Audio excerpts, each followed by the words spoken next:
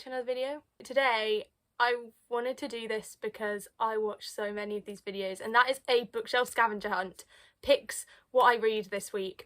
So I'm going to pick one book. We're going to do one hunt, but I am really looking forward to doing this because I watch so many people do these videos, and yeah, so because of how many I've watched, I have kind of compiled a load of random prompts from all of those. So I haven't got a specific set that I have kind of borrowed from anyone. I have just taken prompts where and when I've been watching these videos. So yeah, I have just got that list and we are going to see how it goes. I'm sat down by my shelves to make it easier. I've got books like piled up in front of me as well. So this is going to be really interesting and I'm very excited, but I'm not sure how it's going to go, really. All of my shelves down here, these three, they are TBR, and everything else above that you can't see and along here are books that I have read or like collector's editions of them. Like I've got a whole shelf back there for Once Upon a Broken Heart.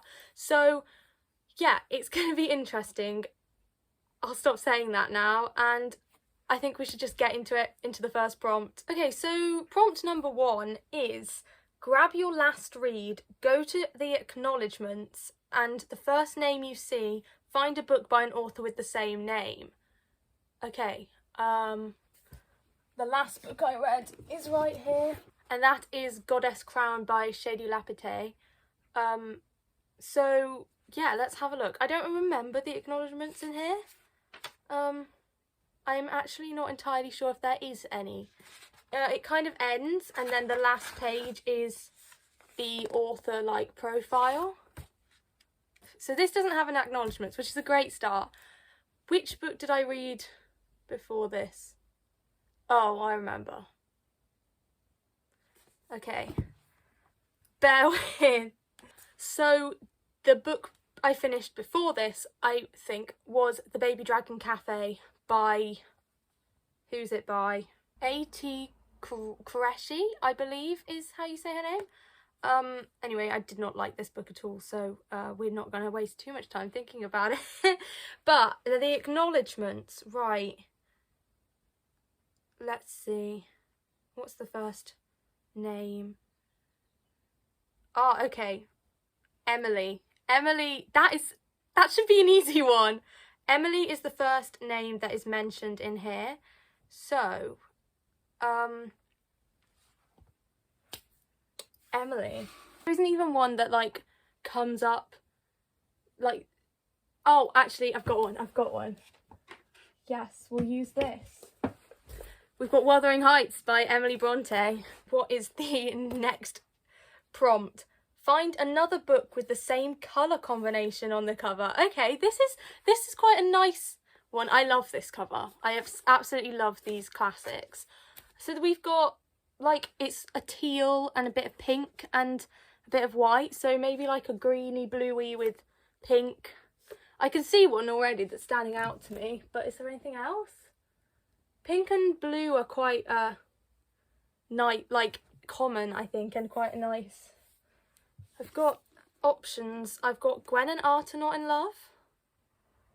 That kind of works. I'm going to go with that. Right, Gwen and Art Are Not in Love by Lex Croucher is our next little scavenge. I keep forgetting that I have books over there. I need to keep looking over there as well. Right, okay. Now, prompt number 3. Go to page 50, line 5.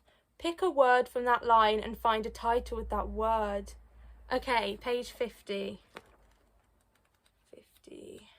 Right, here we go. Line 5. 1, 2, 3, 4, 5. Okay. I'm going to go with the sentence. So the sentence is, the orchard was large and regimented, neat rows of trees shedding swirling clouds of blossom every time the breeze picked up. That is the sentence that starts on line 5. So I am, if I can, go with, I don't think that orchard is one. I can't think of anything with orchard in it. Inside? Is there anything?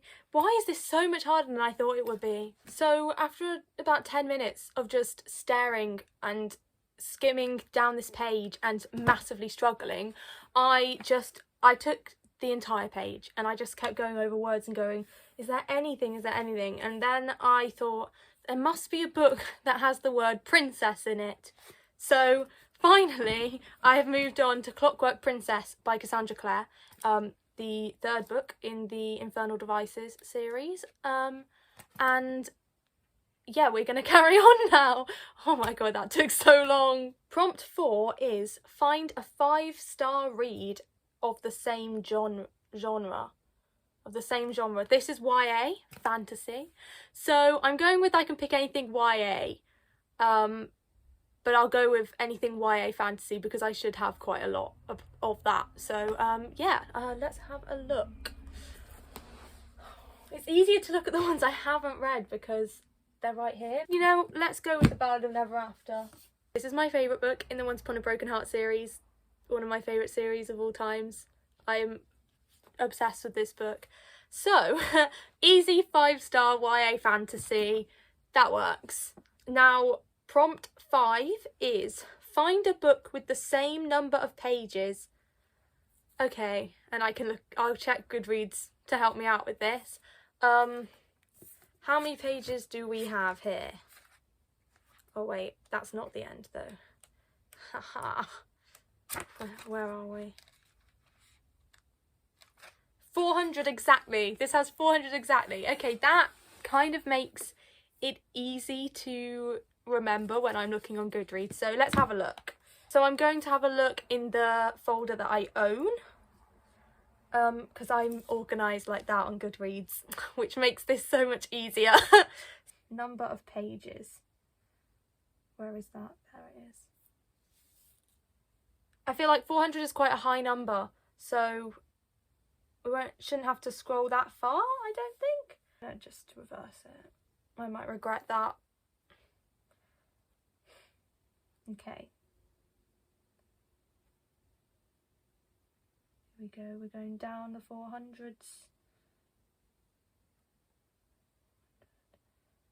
Anything else that has, oh, exactly 400 pages? Yes! Oh, there's quite a few. Okay, so we've got Loverbirds by Leanne Egan, which I haven't read. Godmersham Park by Jill Hornby, which I also haven't read. Then The House in the Cerulean Sea, which I have read. And The Twisted Sword, also haven't read. I feel like I should go with The House in the Cerulean Sea because I haven't read that one. I have read that one, and that's kind of how this is going so far. But my copy is downstairs, and can I be bothered? No, I can't be bothered. I'm going to go with The Twisted Sword. If I go with The Twisted Sword, because I can't actually read this one, so this won't eliminate it out, because this is like so far in the series that I'm nowhere near it. So yeah, this is The Twisted Sword by Winston Graham in the Poldark series. This is a nice chunky guy. Wow. This is like one of those ones that's really nice to hold in your hands. This does not have 400 pages. This is lying to me. This has over 600 pages. Actually, on Goodreads, I think I don't have the same copy on there. So, okay. I might go with Godmersham Park instead. Does this actually have 400 pages? It has just over. But yeah, okay. Godmersham Park by Jill Hornby. I own this because I really, really fancied reading it at the time that I ordered it.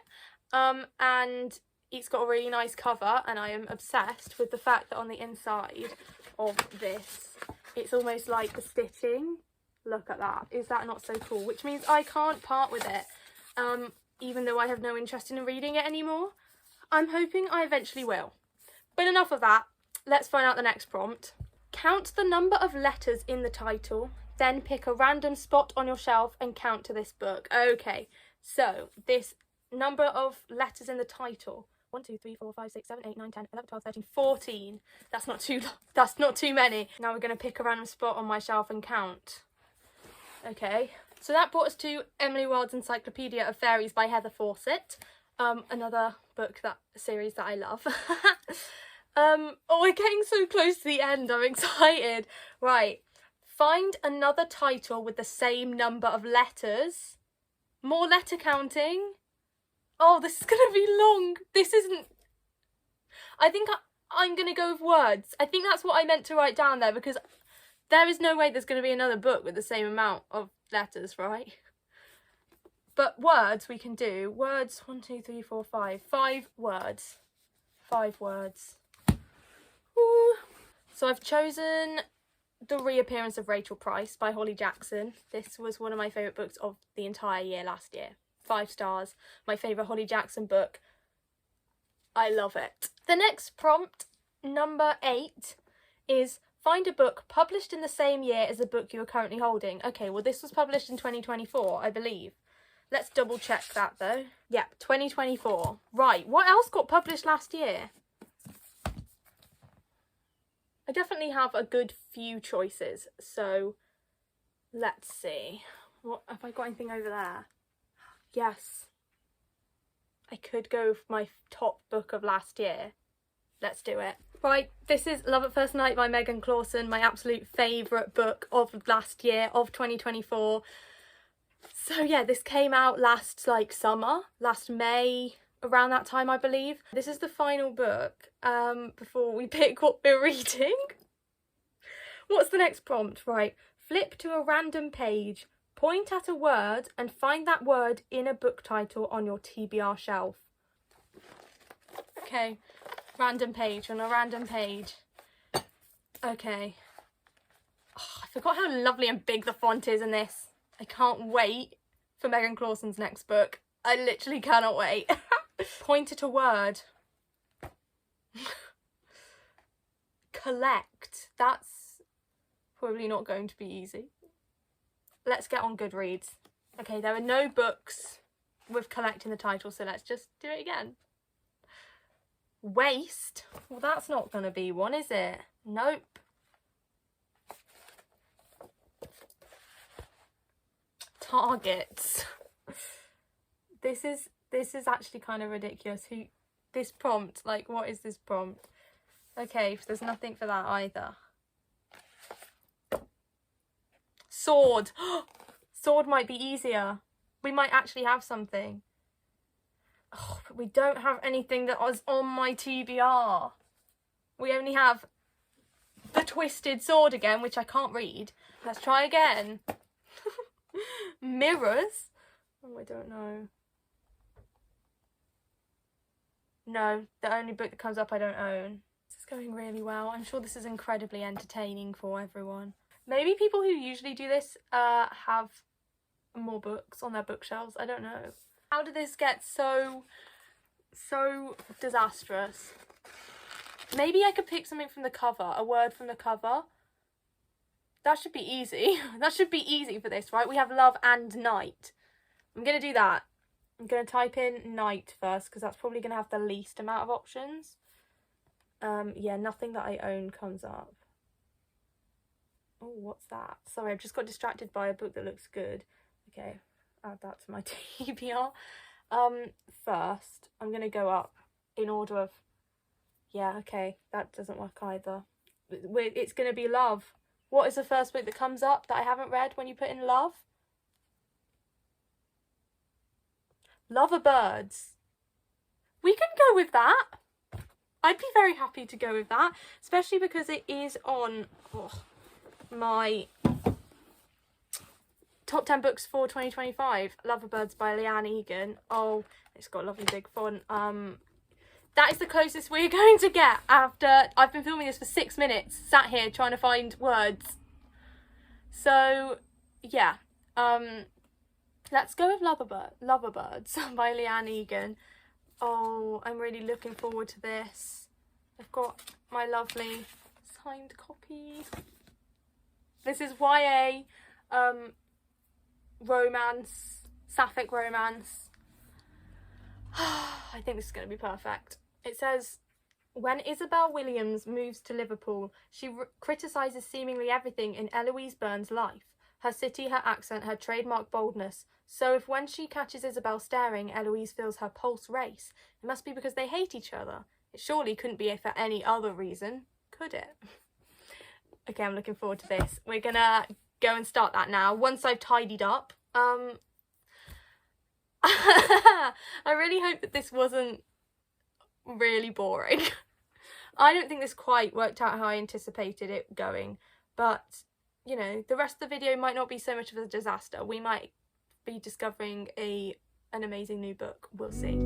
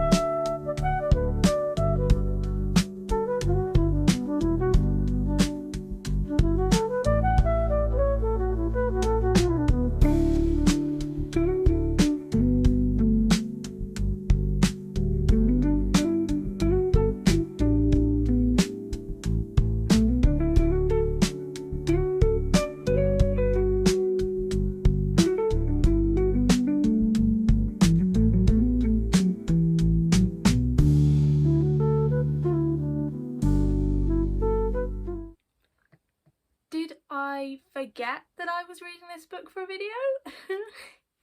Yeah, I did.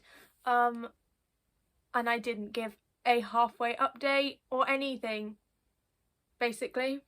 So I return to you now, having finished Loverbirds. I genuinely just got so lost, and I was just enjoying it that much that I kind of just completely forgot that the reason I was reading it was for this. Which I think is fine. That's a good thing, really. But I'll tell you all about it now. So I am giving this a 4.5 stars. Like, I really enjoyed it. I really liked it. There were just a couple of things that didn't make it a 5-star for me. Mainly that I wouldn't say I got bored at any points, but maybe just I got a little bit like, this is kind of dragging just a tiny bit. But otherwise, I don't know why I felt like that, because I feel like it's got a really good pace to it. I don't know. Probably just me and my attention span. I also really struggled with some of the, like, at the beginning. I got used to it. It was, and I think, honestly, it kind of stopped. At certain points, it was very obvious at the beginning. The way that the characters talk, the main character 𝗦𝘁cie, who we're reading like from her POV, she I feel bad saying this because of like the whole like kind of premise of the book, but she was a little bit annoying at first. And the way she spoke, I found it quite hard to like kind of, I was cringing a little bit occasionally, but also, I think that that's kind of part of the book, is that you do kind of really grow to like these characters. And yeah, I think although this is a romance between our two main characters, 𝗦𝘁cie and Isabel, it's also like just a very, very accurate and well-written book about like school, what it's like to go to secondary school in the UK, and like what it's like friendship groups and stuff. This book very strongly focuses on friendship, and within this is a friendship group that is falling apart for multiple reasons and lots of things going on.